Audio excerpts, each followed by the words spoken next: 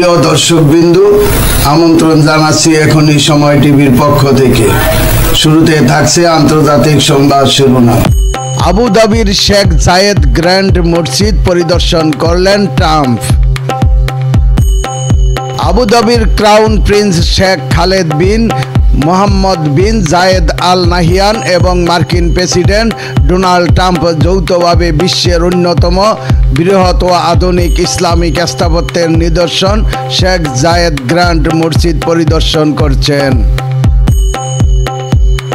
এই মসজিদটি সংযুক্ত আরব আমিরাতের সাংস্কৃতিক ঐতিহ্য ও ইসলামিক শিল্পকলার একটি গুরুত্বপূর্ণ প্রতীক হিসাবে বিবেচিত। এক প্রতিবেদনে সংবাদ মাধ্যম গালফ নিউজে এই তথ্য জানায়।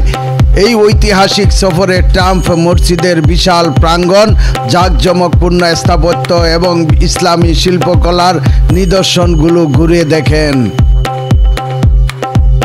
বিশ্বের অন্যতম বৃহৎ ও আধুনিক এই মসজিদটির স্থাপত্য শৈলী, ইসলামিক কালচারাল হেরিটেজ এবং শেখ জায়েদ বিন সুলতান আল নাহিয়ানের রেখে যাওয়া উত্তরাধিকার সম্পর্কে বিস্তারিত জানানো হয়।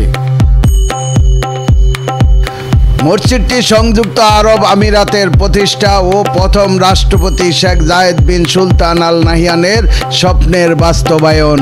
2007 সালের ঈদুল আজহা উপলক্ষে আনুষ্ঠানিকভাবে এটি সাধারণ মানুষের জন্য উন্মুক্ত করা হয়। বিশ্লেষকরা মনে করছেন ট্রাম্পের এই সফরটি আঞ্চলিক নিরাপত্তা ও শক্তি সংক্রান্ত সহযোগিতা জোরদার করতে গুরুত্বপূর্ণ ভূমিকা রাখবে।